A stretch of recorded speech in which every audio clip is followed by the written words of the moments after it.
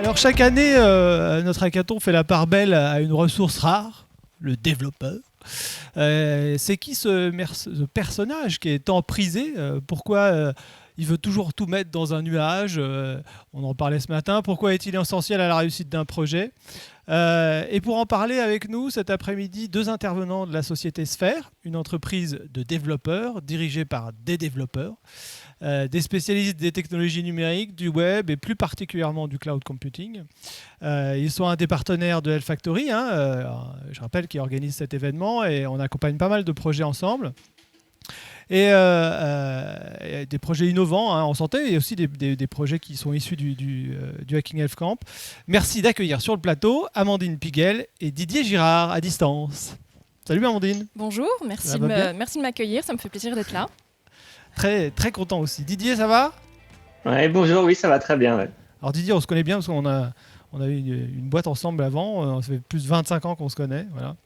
Donc je suis très content de t'avoir ici. Alors on va être en mode discussion, échange entre nous deux, entre nous trois. J'avais plusieurs questions, et notamment pour toi Amandine, parce qu'il y a un sujet qui revient souvent. Pourquoi il y a très peu de femmes dans le monde du développement, et déjà on n'a pas beaucoup de développeurs, et pourquoi il y a si peu de femmes? Alors, à mon avis, c'est tout simplement parce que la société occidentale leur dit que ce n'est pas un métier pour elles, que les métiers du numérique ne sont pas des métiers de femmes. Alors, on va pas refaire le film, mais si on remonte un petit peu en arrière, il faut se souvenir que l'informatique en général, entre les années 40 et les années 80, était en fait un domaine de femmes. On peut citer par exemple les calculatrices de trajectoire balistique pendant la Seconde Guerre mondiale. Il y a les calculatrices de trajectoire sur les programmes spatiaux pendant la guerre froide. Et il y a aussi les cartographes du ciel qui ont dessiné la carte du ciel qu'on utilise encore aujourd'hui. Et donc à l'époque déjà, c'était des métiers qui étaient considérés de femmes, qui étaient donc dévalorisés, dits comme répétitifs, inintéressants. C'était très peu payé. Et là-dessus est arrivé les années 80. Avec deux événements majeurs. D'abord, l'arrivée des premiers PC, les premiers micro-ordinateurs accessibles au public, et les institutions étatiques qui ont fini par réaliser l'importance de l'informatique pour leur compétitivité et pour l'entrée dans le XXIe siècle. Donc là, a eu lieu des grandes campagnes de communication qui ont été destinées aux garçons.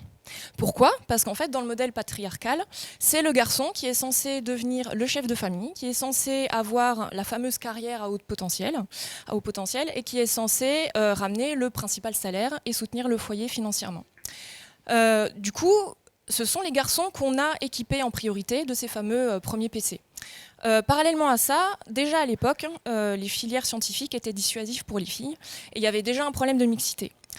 Du coup, c'est naturellement que les bancs de cette nouvelle filière qu'est l'informatique se sont remplis par principalement des garçons qui ont fini par obtenir le diplôme et inonder le marché du travail et donc pousser dehors les femmes qui étaient déjà en place. Parallèlement à ça, la société a construit les stéréotypes dont elle avait besoin pour maintenir l'ordre social qui l'arrangeait bien. Et donc cet ordre social, c'est la programmation, qui était un métier de femme, devait absolument devenir un métier d'homme. Et c'est à cette époque qu'on a commencé à entendre les premiers discours du style voilà, l'abstraction, la logique, la conception, tous ces trucs-là, c'est beaucoup plus naturel quand on est un garçon. Par contre, le concret, les échanges humains, le quotidien, c'est quand même beaucoup plus simple quand on est une fille. On est d'accord que ça n'a strictement rien à voir. Voilà. Et donc aujourd'hui, on se retrouve avec un problème de mixité, mais plus largement un problème d'inclusivité. En fait, par censure sociale, les femmes ont été exclues de la compétition. Et aujourd'hui, ça va même au-delà de ça, puisqu'elles ne reçoivent quasiment plus aucun signal, comme quoi les métiers de l'informatique sont des métiers dans lesquels elles vont pouvoir s'épanouir, se réaliser et finalement être heureuses. On peut citer plutôt des signaux contradictoires, comme les écarts de salaire, comme le plafond de verre aux évolutions de carrière. C'est malheureux à dire, mais une femme est beaucoup plus facilement victime de harcèlement. Voilà, il y a tout ce genre de choses. Et donc, légitimement, quand on est une fille, on en vient à se demander, après le bac, est-ce que ce ne serait pas plus rentable pour moi, moins fatigant, plus gratifiant d'aller vers une autre filière ? Belle analyse. Et finalement, un développeur, c'est qui ? Qu'est-ce qu'on peut donner comme définition d'un développeur ? Alors, cette question m'a perturbée. Du coup, je suis allée sur le site de l'Académie française pour un petit peu regarder les définitions qu'on pouvait y trouver. Alors, développeur, ça n'existe pas, l'Académie française. Par contre, j'ai trouvé programmeur. Ah oui, c'est vrai, analyste programmeur, c'est comme ça. ça qu'on nous appelait avant. Et donc, la définition est intéressante, je vais vous la lire. Alors, c'est un spécialiste employé à la préparation de la solution des problèmes par les ordinateurs, au codage et à la mise au point des programmes correspondants. Alors, moi, cet énoncé, je le trouve un petit peu douteux. Pour moi, ça prouve bien que c'est un métier qui est plutôt mal compris. Ouais. Cela dit, ces définitions, elles portent quand même plusieurs notions qui sont intéressantes. D'abord, on parle de résolution de problèmes. Un développeur, c'est en fait une personne à qui on va faire part de besoins ou de problèmes dont la solution peut potentiellement être informatique. Du coup, un développeur, à ce stade-là, c'est la phase d'étude du besoin, d'étude du problème, il va devoir faire preuve de plusieurs qualités. Tout d'abord, la qualité d'analyse, pour analyser le besoin, le problème, pour analyser surtout son contexte. Il va devoir faire preuve de la qualité d'interprétation, pour bien cerner le problème, pour bien en comprendre les enjeux, pour circonscrire le périmètre de la solution. Et bien sûr, alors je rebondis sur l'intelligence émotionnelle dont on parlait juste avant, il va devoir faire preuve de curiosité, d'empathie, on en a beaucoup parlé, il va devoir faire preuve d'écoute pour bien comprendre son utilisateur, bien comprendre sa cible en fait, et pouvoir créer une solution juste et adaptée. Ensuite, la deuxième notion qu'on trouve dans cette définition, c'est la notion de mise au point, donc la conception.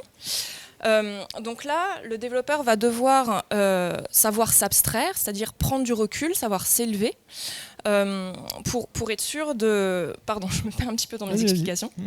Voilà, pour être sûr de pouvoir bien anticiper tous les cas et pouvoir tous les traiter et bien anticiper toutes les répercussions que ça peut avoir.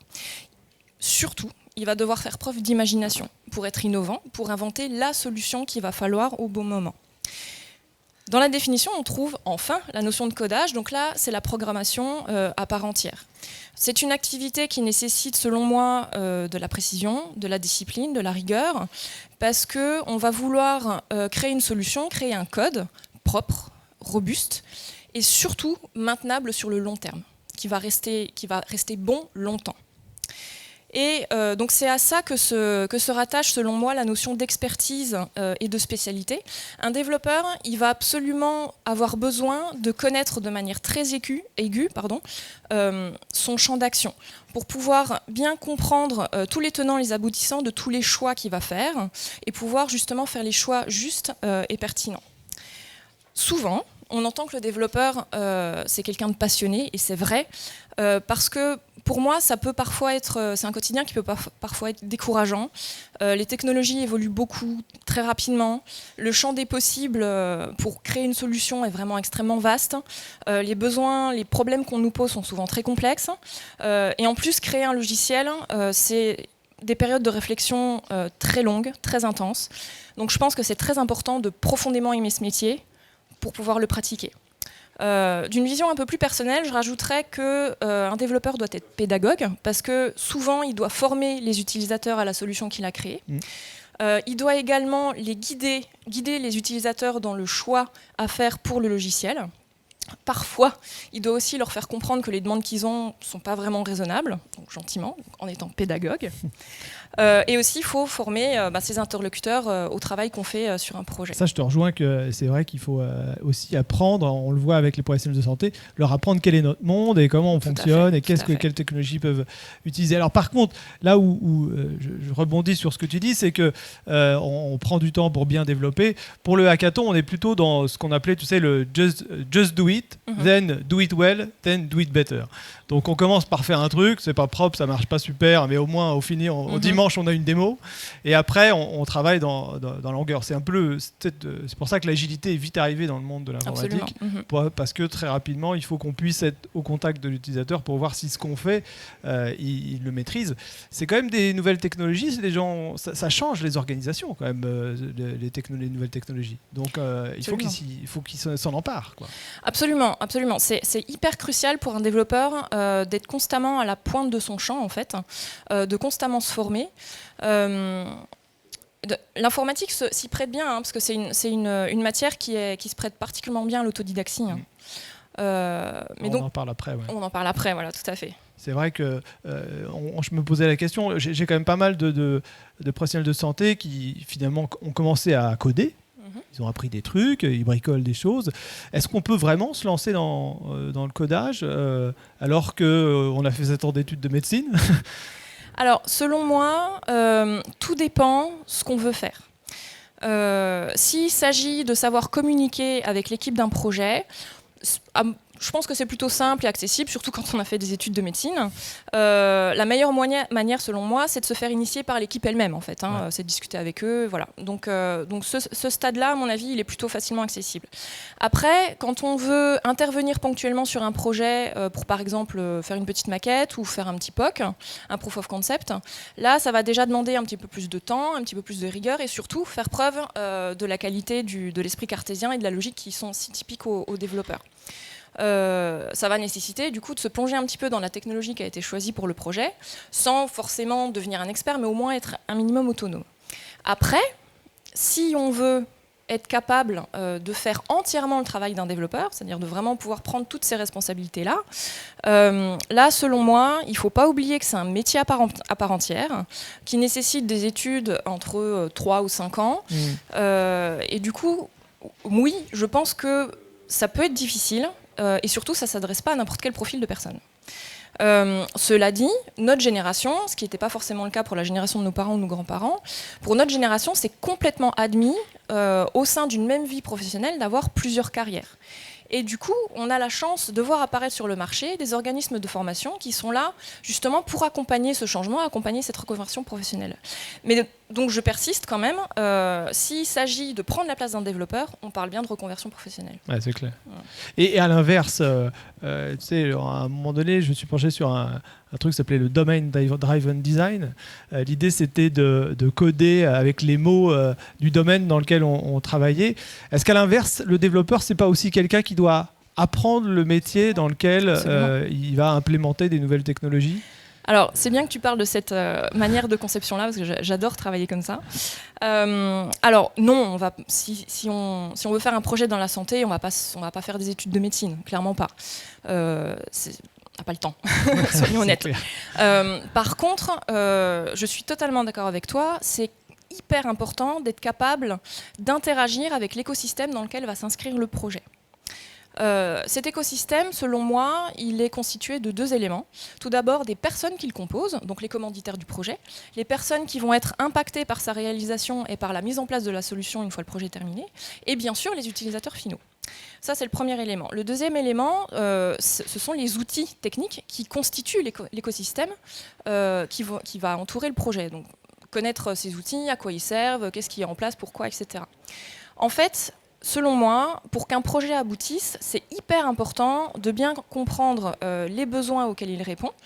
Donc ça, c'est la question, en quoi la vie des utilisateurs va être facilitée, va être meilleure une fois que le projet sera terminé. Et il faut aussi en connaître les enjeux, c'est-à-dire pourquoi c'est important que le projet aboutisse. Et donc pour bien cerner ça et pour bien comprendre tout ça, à mon avis, le meilleur moyen, c'est de baigner dans l'écosystème, c'est de parler avec les gens, les personnes clés dont je parlais juste avant, c'est surtout de les observer, parce que parler avec elles, c'est bien, mais elles disent jamais tout, parce qu'elles pensent jamais à tout nous dire. Et donc c'est important de les observer dans leur quotidien, regarder ce qu'elles font, pourquoi elles le font, comment elles le font, avec quels outils, quelles sont les contraintes qui leur sont imposées par ces outils-là, pourquoi ces outils ont été choisis, etc. Et c'est une fois qu'on aura cerné tout ça, que le développeur va être capable, il va s'imprégner du domaine en fait, il va s'initier, il va développer une culture, et c'est à partir de là qu'il pourra interagir avec l'écosystème et mener à bien le projet. Alors Didier, n'hésite pas à réagir, hein. Moi je bois les paroles d'Amandine, le discours que j'ai toujours eu quand j'allais aux urgences coder avec les médecins. C'est quoi ton avis, toi ? Sur le développeur, hein. Déjà, je suis assez en phase avec les propos que tient Amandine. Hein. C'est vrai que, moi, j'ai démarré très tôt, un peu d'une manière autodidacte. C'est-à-dire que, un jour, mon père a débarqué à la maison avec un mini ordinateur, un tout petit ordinateur et des livres, et j'ai appris tout seul l'informatique. Donc ça, j'ai envie de dire que c'est un métier, c'est vrai, qui est quand même relativement accessible au départ. Et c'est vrai que si l'on veut devenir un professionnel de l'informatique, ça va nécessiter quand même de travailler un certain nombre de sujets et d'avoir un cursus académique, ça aide quand même grandement. Et justement, alors j'avais une question aussi de ça, c'est-à-dire que les médecins, on sait aujourd'hui qu'on peut aller voir un médecin généraliste, mais on peut aller aussi voir plein de spécialistes. Est-ce que c'est pas la même chose dans le monde du développement? C'est tellement complexe qu'on a des spécialistes dans tout, hein. Donc, tu as tout à fait raison, hein, c'est un métier qui est maintenant extrêmement vaste. Donc, juste pour te donner une idée un peu des différents métiers qu'il y a chez Sphere. Donc, Sphere, c'est une entreprise qui est spécialisée dans le développement d'applications. On va dire que 80% des salariés de Sphere sont des développeurs, mais ils font pas tous le même métier. Donc là, actuellement, dans notre manière d'exécuter notre métier, il y a 4 grandes familles. Il y a des gens qui vont plutôt s'occuper de la partie invisible des applications, ce qu'on appelle les développeurs back. Là, il y a les développeurs qui vont s'occuper de la partie visible de l'application, c'est ce qu'on appelle les développeurs front. Et puis, depuis quelques années, il y a de nouveaux types de métiers qui sont en train d'émerger dans ce métier-là. Et donc, on a aussi des développeurs qui sont là pour aider ces applications à être plus fiables et avoir de grandes scalabilité. C'est ce qu'on appelle chez nous les cloud engineers. Donc, c'est des gens qui sont là pour développer, au sens pur du terme, des infrastructures cloud. Et puis, dernier point, donc c'est quelque chose qui est aussi très important dans le domaine de la santé. On collecte de plus en plus d'informations. Ces informations, on appelle ça dans notre métier la data. Et donc, pour manipuler ces gros volumes d'informations, on a maintenant un nouveau métier qui est en train d'arriver. C'est ce qu'on appelle les data engineers. Donc, c'est vraiment un résumé de tous les différents métiers qu'on peut trouver actuellement dans l'écosystème de développeurs. Et alors ce matin, on a parlé beaucoup de cloud, on entend beaucoup ce mot. Moi, je me rappelle, tu avais fait une très belle définition du cloud dans un de tes articles que tu avais publié. J'aimerais que pour les professionnels de santé, là, enfin, tous ceux qui ne sont pas habitués à ce mot-là, on comprenne mieux ce que c'est. Finalement, quand on parle de cloud, est-ce qu'on parle vraiment de météo? Ah non, c'est clairement pas, ouais. Donc, le cloud, en fait, c'est un outil qui permet d'avoir une puissance de calcul quasiment infinie à disposition. Donc, l'idée, c'est de dire, plutôt que d'exécuter mon application sur mon ordinateur, je vais l'exécuter dans un data center. Voilà, c'est un peu ça l'idée. Et donc, c'est vrai que maintenant, c'est un marché qui est très important, hein, le cloud, et il n'y a plus une entreprise moderne qui n'envisage pas d'utiliser la puissance de calcul de ce qu'on appelle les hyperscalers pour développer son business. Mais alors, finalement, là, c'est quoi les avantages et les inconvénients? Parce qu'on a quand même pas mal de professionnels de santé qui viennent nous dire, oui, moi, je sais qui, je les mets où, elles vont où ces données? Là, des fois, ils n'arrivent pas à percevoir finalement. C'est quoi les avantages et les inconvénients de ces solutions? Le gros intérêt, hein, c'est vrai que quand c'est surtout intéressant, on peut utiliser les technologies cloud à différents niveaux, mais je vais replacer ça dans le contexte de l'événement que tu mènes là. Typiquement, vous avez une idée et cette idée, vous avez envie de la développer et de la confronter assez rapidement à des utilisateurs potentiels. Donc ça, c'est un peu un schéma global. Et donc, au début des années 2000, quand vous aviez une idée et que vous vouliez un jour pousser cette idée pour qu'elle soit utilisée, il y a une première chose que vous deviez faire, c'était acheter des serveurs, ça coûtait assez cher, et les mettre à disposition, les rendre accessibles sur Internet, déployer votre application dessus, et puis après avoir éventuellement, si votre application était un succès, des gens qui venaient consulter votre service. Donc faire ça, c'était un projet de 6 mois. C'est-à-dire que mettre en place des serveurs, bien les configurer, les mettre à disposition, garantir le fait que si votre application elle passe au journal de 20 heures, vous êtes capable d'accueillir le trafic. En gros, c'était un projet de 6 mois. Maintenant, on est capable de faire la même chose, c'est-à-dire rendre ces applications accessibles sur Internet avec une plus grande scalabilité, c'est-à-dire des capacités d'accueil beaucoup plus importantes en termes de nombre d'utilisateurs et une plus grande fiabilité en quelques minutes. Donc, ce qui est intéressant par rapport à ton événement, c'est que dans le cadre de cet événement, il y a des gens qui vont avoir des idées, qui vont éventuellement avoir des applications et ils aimeraient que ces applications puissent très rapidement toucher des utilisateurs de manière à valider que leur concept, que leur idée est bonne. Et ben, grâce au cloud, ils vont pouvoir le faire en quelques minutes, ce qui aurait pris plusieurs mois au début des années 2000. Donc l'intérêt, c'est vraiment, pour moi, ça amène beaucoup d'agilité et c'est un outil indispensable lorsque l'on fait de l'innovation. Et alors, il y a quand même cette question qui revient souvent de dire, ok, mais comment leur faire confiance? Parce que finalement, comme avant, je m'achetais ma machine, je la foutais dans mon bureau, je la branchais sur Internet, c'était mon adresse. Ok, j'étais pas capable d'accueillir le monde entier, mais au moins, c'était ma machine, quoi. Là, je suis obligé de faire confiance à des gens. Ce matin, on avait Google. L'année dernière, on avait Microsoft. On a entendu parler récemment dans l'actualité d'OVH, des mauvaises nouvelles, et aussi ça fait peur ce genre de situation. Comment on fait confiance à un cloud? Il faut considérer que un cloud provider, il te fournit de la puissance de calcul et de la puissance de communication. Comme avant, ton ingé système, il t'installait un serveur dans ta salle machine. Il faut simplement te dire que un cloud provider, il va simplement te proposer un serveur, donc de la puissance de calcul, dans ses propres data centers. Partant de là, les règles que tu appliquais avant dans ton propre data center doivent être les mêmes. Ça veut dire que ce n'est pas parce que ces données, ces puissances de calcul, elles sont proposées par un hyperscaler qu'il ne faut pas faire attention de la même manière. Première chose, c'est que si tu as un service à très forte criticité, eh ben, tu dois t'arranger pour qu'il fonctionne dans plusieurs zones géographiques.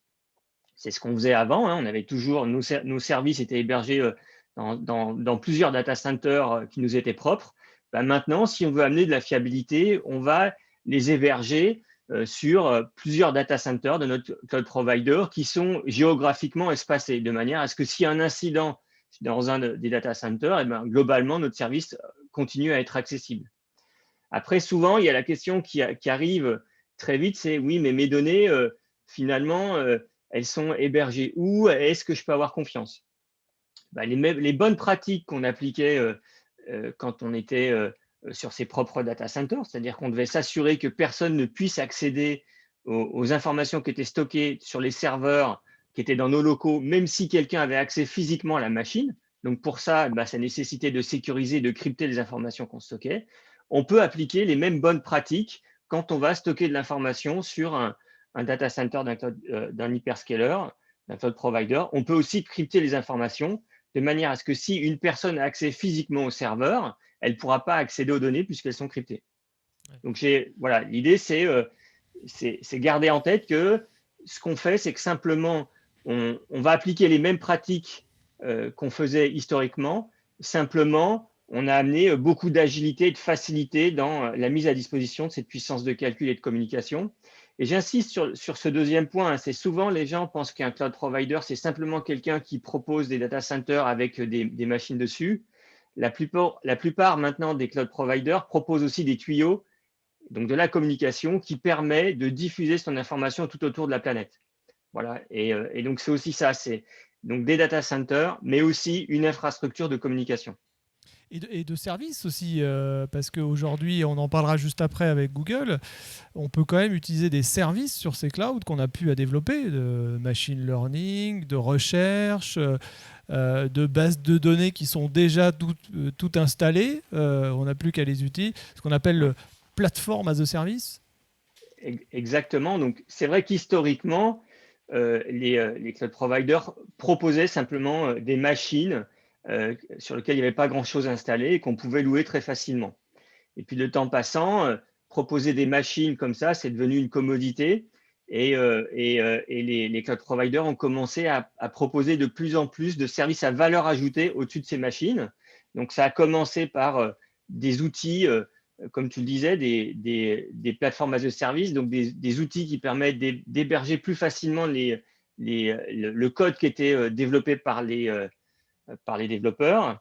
Mais ça allait beaucoup plus loin et maintenant, les cloud providers commencent à proposer des services à forte valeur ajoutée, comme par exemple des solutions qui permettent de faire de l'analyse d'images, des solutions qui permettent de faire de l'analyse de texte, des solutions qui permettent de faire de la traduction automatique. Donc, ils ont démarré par proposer simplement des machines et plus le temps passe et plus ils s'orientent vers la proposition de services à forte valeur ajoutée. Et ces services d'ailleurs, ils sont quasiment impossibles à développer en interne dans une entreprise. Et donc, c'est là où ils vont créer maintenant leur gros différenciateur. Et alors, en termes de choix, bon, je ne vais pas revenir sur l'incident d'OVH, mais finalement, est-ce que c'est pas comme la banque? À un moment, il ne faut peut-être pas mettre tous ses œufs dans le même panier. Et est-ce qu'on peut utiliser plusieurs clouds ou est-ce qu'il faut investir que dans un seul pour aller plus vite? C'est quoi la bonne stratégie finalement de choix du cloud? Alors, déjà, la stratégie que tu dois adopter, elle va être très corrélée avec l'entreprise, avec ton entreprise. En fonction de ton entreprise, tu vas adopter des choix qui sont différents. Donc, d'une manière générale, de toute façon, ce qui est très important, c'est d'éviter ce qu'on appelle le lock-in. C'est-à-dire que quand tu vas déployer des choses sur le cloud, tu dois t'arranger pour qu'il y ait le minimum d'adhérence avec ton cloud provider.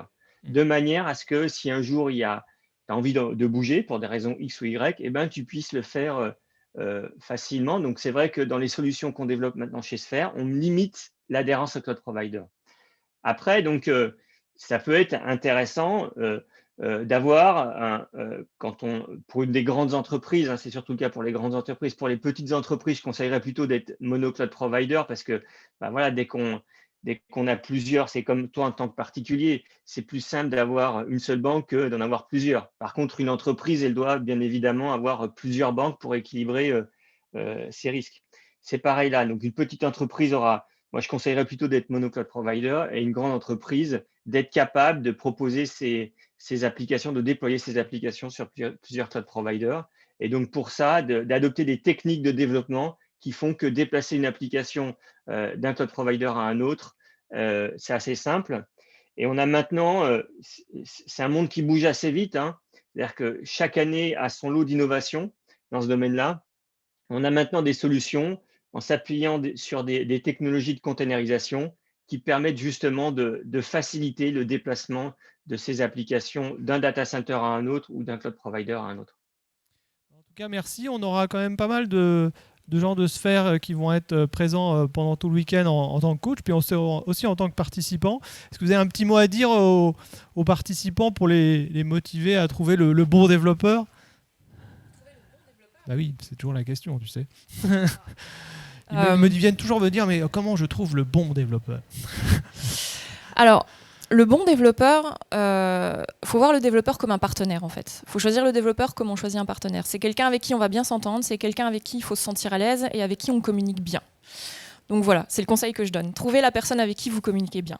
Ouais, et je pense que voilà, c'est pas une question de technique, c'est avant une question de relations humaines. Merci beaucoup à tous les deux. Encore heureux que... Seb, du coup, je vais aussi en profiter pour remercier tous les sphériens qui sont impliqués dans l'événement, parce que c'est vrai que ça amène. Je suis très fier qu'il y ait des sphériens qui consacrent du temps à ces événements qui sont très positifs. Ouais. Donc merci à eux et puis bon courage à toutes les personnes qui se lancent dans cette aventure, dans cette mini-aventure entrepreneuriale, et j'espère qu'il y aura de beaux projets qui vont émerger. Super, merci à tous les deux et nous aussi on merci. espère.